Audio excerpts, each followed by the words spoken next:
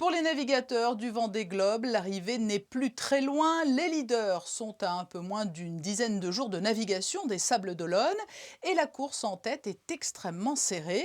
Les positions changent parfois d'heure en heure et à ce petit jeu-là, le skipper du Sea Explorer Yacht Club de Monaco tire plutôt bien son épingle du jeu.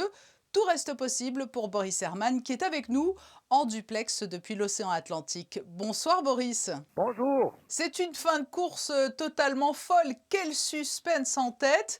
Alors, on a tout d'abord envie que vous nous expliquiez les choix de trajectoire, de route. Certains ont résolument mis le cap à l'ouest, d'autres étaient plus à l'est. Ils reviennent à l'ouest. Pourquoi ces différents choix? Vous cherchez le vent? Bon, je sais pas qu'est-ce qu'ils pensent les autres. Bon, moi j'avais visé une passage du poteau noir. Je pense que c'était pas mal. Et, euh, et voilà.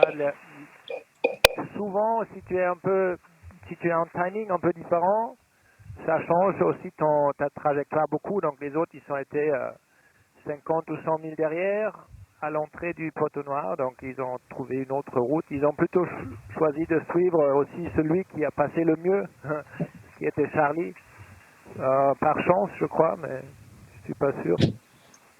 Et maintenant, on essaye d'aller vite auprès, mais chacun trouve son angle du vent qui va bien. Et pour moi, là, c'est autour de 65, 70 degrés au vent.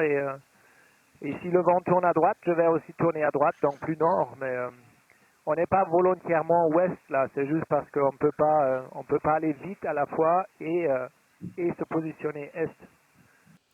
C'est tellement serré que l'on vous imagine à chercher en permanence chaque minute la meilleure route, pied au plancher pour reprendre un terme automobile. C'est le cas. Vous êtes sous pression, Boris?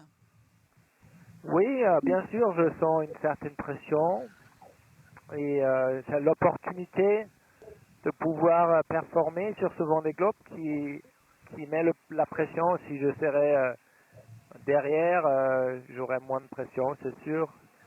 Mais chaque jour est très différent. Il y a avant-hier et hier matin, j'ai vraiment souffert, vraiment souffert parce qu'il n'y avait pas de vent dans le poteau noir et c'était très difficile. Et là, je souffre parce qu'il y a des conditions difficiles, rudes, avec presque trop de vent. Et j'ai peur de casser encore. Et bon, c'est l'heure de finir ce Vendée Globe pour moi. Alors, vous nous annonciez la Fatigué. semaine dernière une arrivée possible vers le 28 janvier. C'est toujours d'actualité? On est toujours dans ces eaux-là?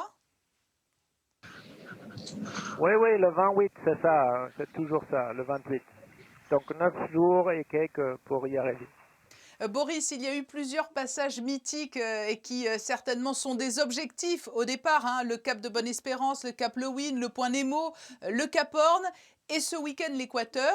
Est-ce qu'en franchissant l'Équateur, vous vous êtes dit, bon maintenant c'est presque la fin, je rentre à la maison et j'essaie de tout donner pour rester dans le peloton de tête? Alors, j'essaie toujours de tout donner, mais il y a vraiment le cœur de notre métier, c'est de trouver la balance entre casser le bateau et aller vite. Et c'est vrai aujourd'hui, plus que jamais, parce que là, on peut facilement casser les bateaux, je pense, dans ces conditions. Euh, donc, toutes ces caps et l'équateur, ça me touche pas grand-chose, honnêtement. Ça m'a touché pas grand-chose.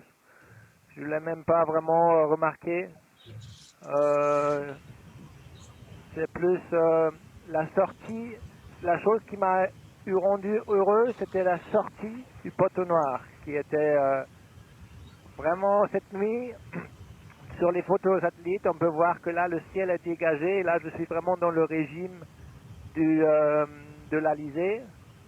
Et malheureusement, l'Alizé est très instable. Et il y a des risées forts où j'ai trop de voiles et il y a des molles où je suis bien avec mes voiles, mais c'est difficile de négocier ces conditions. Depuis hier, je souffre encore. Merci Boris Herman pour nous permettre de vivre d'aussi près votre course. Salut à tout le monde.